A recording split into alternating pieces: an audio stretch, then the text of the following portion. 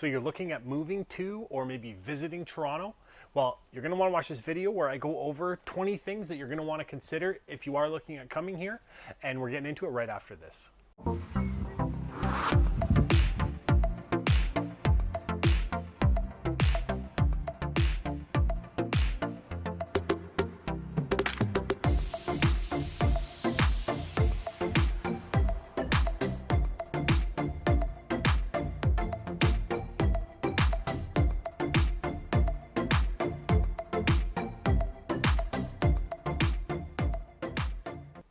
Hey, what's going on? My name is Brad Gates with Right at Home Realty, and I'm a local realtor here in the Greater Toronto area.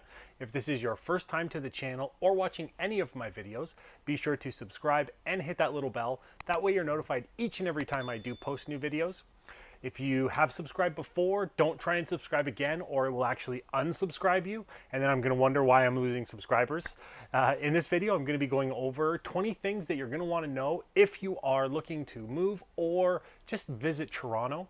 I have people reaching out from all over the world who are looking to move here, and I absolutely love it. So if you are looking to relocate or move here, you can call, text, email, send the carrier pigeon, whatever is easiest for you, and I'm here to make your move and relocation go so much easier, and we're getting into it right now. Our first point is the sports teams. So Toronto is one of the, I guess, only places in Canada that has a major league baseball team, hockey team, soccer team, and then also football with the CFL. And you can't forget about the Raptors that just came off of their championship year. And it's just been a great place for sports environment and atmosphere here. So if you're into sports and you want to be able to, maybe take a live sporting event and go there, that's definitely something that makes Toronto very worthwhile as a place to come and move to. Our second point has to do with Toronto isn't as big as the world makes it seem. And the reason I say that is because most places, when you visit outside of Canada, when people ask kind of where you live, if you live anywhere remotely close to Toronto, you kind of say that you live in Toronto. And I've said that when I was living in Brampton. I've said it when I was living in Oshawa. Like, I've always just said that because people don't know a lot of these smaller places where if you live in the GTA, you definitely know them. If you're outside of the GTA, you might not have heard of them. So it was always just easier to say, when people ask where are you from, Toronto. Our third point has to do with Toronto being the largest Canadian city, and it's actually the fourth largest in North America. And it sits at about 2.9 million people, and then they're in fourth spot with that. And you take a look at the cities that are in front of them, and then you have Mexico City in number 1, New York City in number 2, and then in number 3 is Los Angeles. And the closest Canadian city, I guess, other than Toronto, would be Montreal, which just sits at about the 1.9 million people as a population. Our fourth point has to do with Toronto having a world-class food scene. So it doesn't really matter where you are going in Toronto, you can find food from pretty much anywhere in the world. And that's something that I've always kind of liked, is you can go to Chinatown, Little Italy, or just to name a few, where the food is very authentic and good.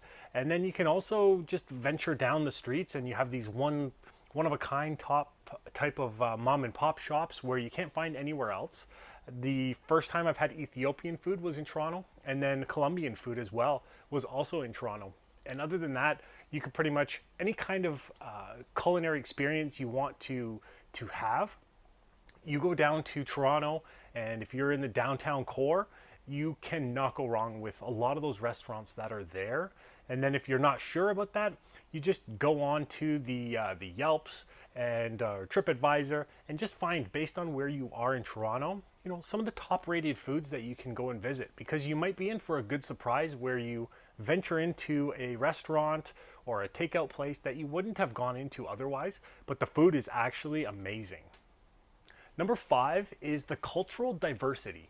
So the BBC ranked Toronto higher than London in terms of multiculturalism. So in Toronto, there are 230 different nationalities that, are visible in Toronto while you're there.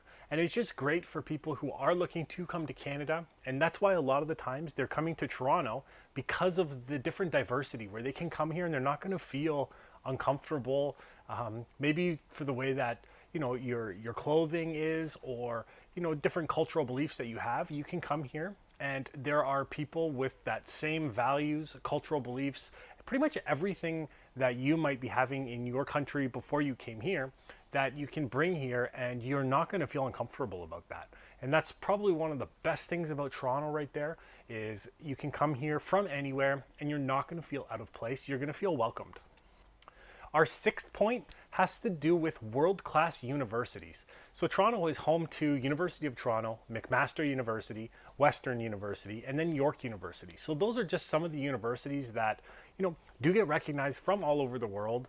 And it's just great that Toronto has so many different post-secondary schools, and especially being highly ranked universities. And of these universities that I just mentioned, they are ranked kind of within the top 200 schools in the world. So that's really fascinating and good to know if you are looking to come here for studying. Our seventh point is you're home to the CN Tower and you're close to Niagara Falls. So if you're coming here to Toronto, you got to check out the CN Tower. It's amazing.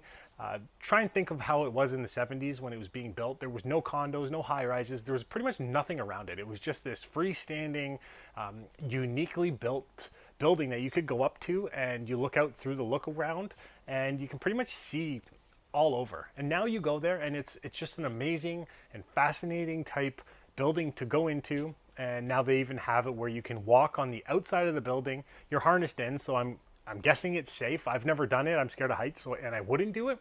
But you see people there, and they do the CN Tower walk, where they harness you in, and you walk around the perimeter of that.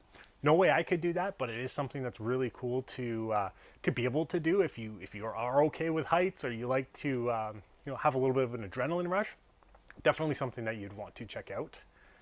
And then being close to Niagara Falls. So my wife and I, we got married in Niagara Falls, and it's an amazing place to go to. There's so much to do. And the fact that you're about an hour and 20 minutes to the falls is really neat, because during the holidays or during the summer, like, there's always stuff going on there. And then at the very least, if you go there just to check out the falls, it's definitely something that is an amazing sight to see. And there's different things you can even do that incorporate the falls into your your little trip or your vacation or whatnot. Number 8 is the most amount of things to do in Canada. So it doesn't really matter. You come here, and if you want to go to the beach, there's beaches. You can check out Ripley's Aquarium, which is an amazing aquarium that I've gone to twice with my family. Then we've always liked it. It's really neat to see, especially when you're going through the conveyor belt type tunnel, where you see the sharks and the stingrays and all those other types of exotic fish that are swimming right above you. And they have the CNE, which, kids really like it, but then when they realize the CNE marks the end of summers and then you're going to school shortly after that, they'll like the CNE, but then they won't like the CNE. But it's nice that Toronto has an exhibition like that, because the food, the rides, the stuff to do with the family and the kids is amazing to do. And as I said in my earlier point with the Toronto being a sporting city, so that's another thing that you can do is all the different sporting events. Doesn't matter really which sport you're into, Toronto can provide entertainment for you to go and watch whatever your major sport is that you like to follow, whether it's basketball, baseball, hockey, football, soccer, lacrosse, like pretty much any of the sports. Toronto does have a professional team that you can go to and watch. You're close to Canada's Wonderland. So from Toronto, depending on where you're coming from, you could be about an hour away from Canada's Wonderland, which is an amazing amusement park that I remember going to as a young kid, and we've taken my kids there, and it's always been fun for me. Then you have Center Island, which is located on the southern part of Toronto.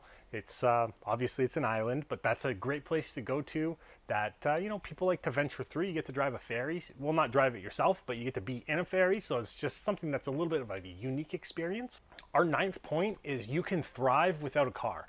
So most people actually in Toronto don't have a car. So I would say that more people do not have a car than actually do have a car. And the reason for that is because of the public transportation that is there, along with the fact that a lot of stuff is actually walking distance.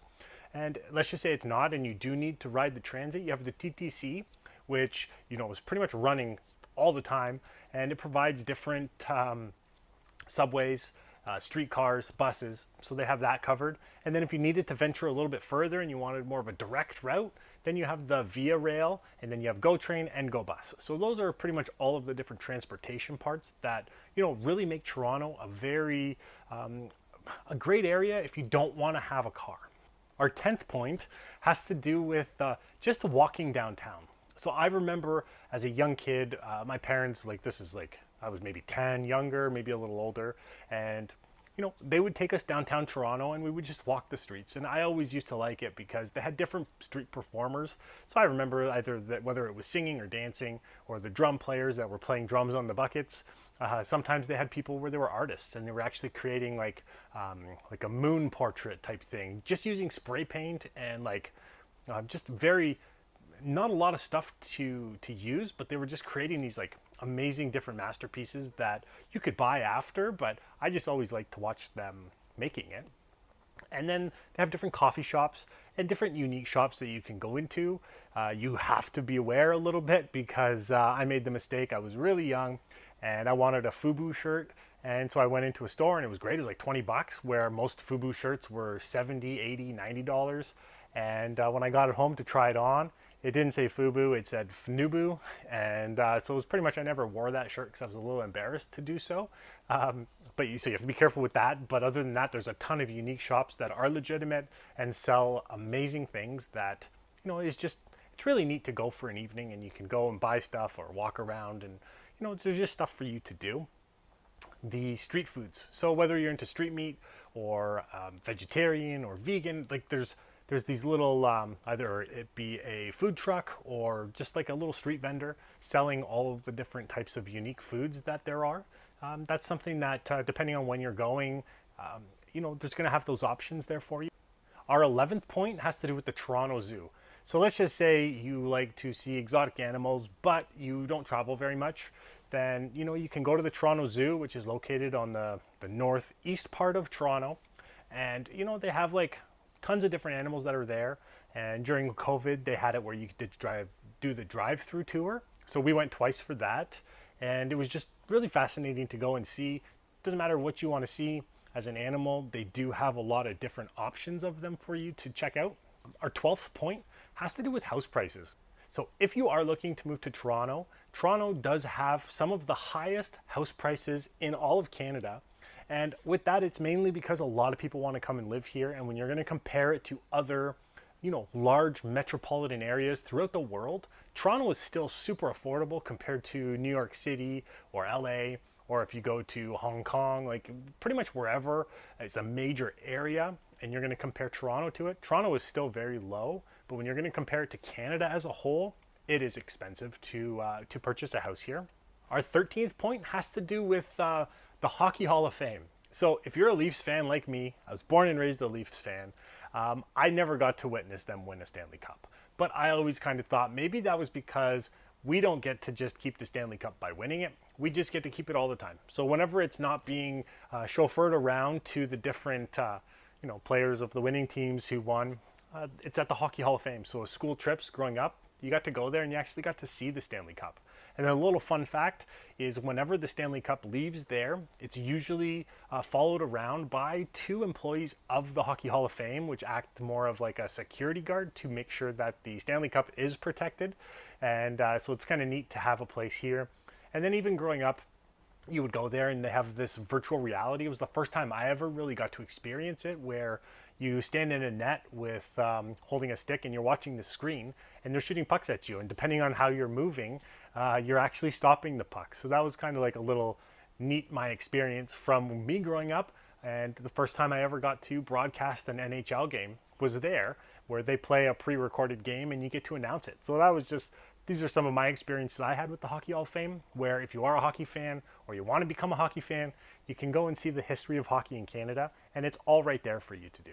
Our 14th point is Casa Loma. So if you have ever driven by it or seen it or even Googled it, this is an amazing castle that was built in Toronto. I forget when it was built, but I remember going there, you know, as a young boy, and my parents would take us around Christmas time and they would decorate the whole place in the Scrooge theme. And I always thought that was an amazing experience, especially to see now as an older person going there, the different architecture, how the place was laid out, and just trying to picture somebody actually living there.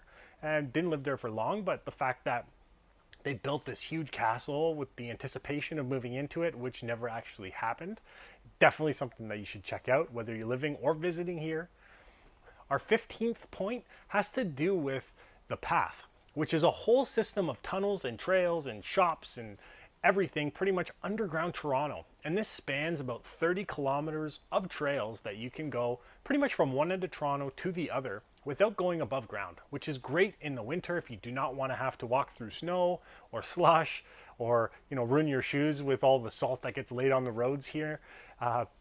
It's definitely something that's a really neat kind of experience to go through. The only downfall of this is the GPS signals don't work very well in it. So it's a top complaint where people going there, it's easy to get lost where you end up going up to the street anyways. I do know that they're working on an app for that to make it a little easier. But as it stands right now, you kind of have to have an idea of where you are so that you don't get lost. Our 16th point is Toronto is called the Six, and a lot of people wonder why.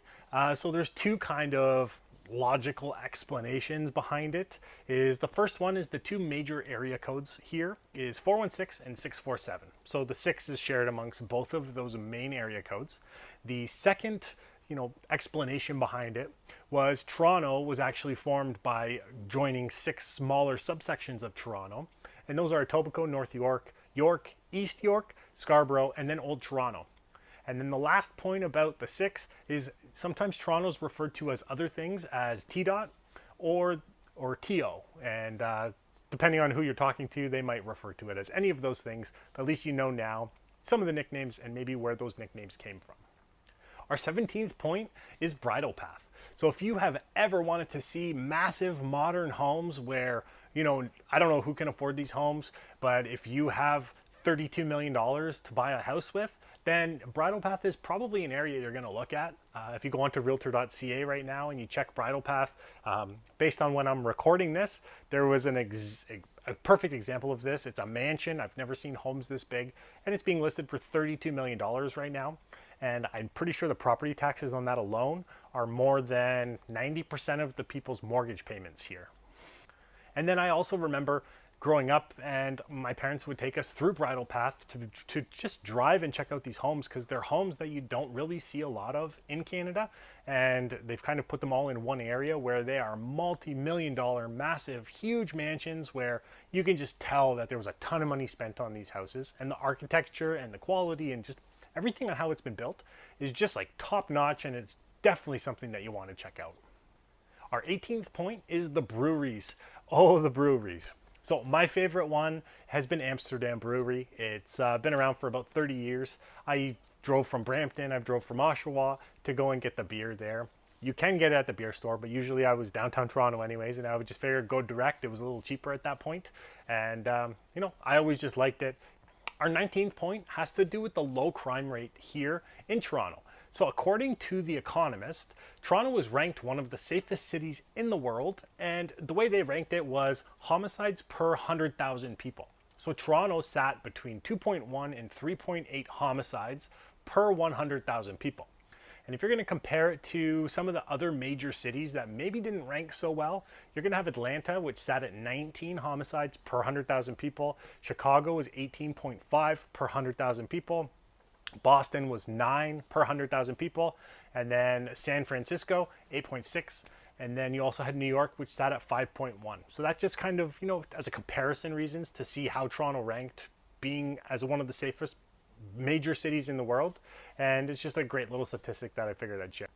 Our 20th and final point is the final T in Toronto, when you are from Toronto, is actually silent. So if you talk to anybody who's living here, was born here, or have lived here and then moved away, it's they refer to it as Toronto. You talk to anybody else who's from the outside of Toronto and they call it Toronto. So it's always fascinating when you're talking to somebody to see how they are actually going to pronounce it. And the main thing, you'll see it with sporting events. So when you're watching the broadcast, see how they're saying the word Toronto. It's definitely fascinating. Well, that concludes the video. I hope you enjoyed it. If you did, make sure to hit that like button and maybe share it with somebody else that you know who's looking to move to the Greater Toronto Area. It also lets me know that people are enjoying the content that I'm putting out there. If you forgot at the beginning, be sure to subscribe to the channel and hit that little bell. That way you're notified each and every time I do post new videos. These videos are going to cover what it's like to eat, sleep, play, live, everything right here in the Greater Toronto Area, and you're not going to want to miss future videos. I have people reaching out from all over the world and I absolutely love it. So if you are looking at relocating here, you can call, text, email, send the carrier pigeon, whatever is easiest for you, and I'm here to make your move and relocation go so much easier. Stay tuned for future videos. Maybe check out other videos within my channel if you want to consider other cities that are really close to Toronto. Thanks for watching, and until next time.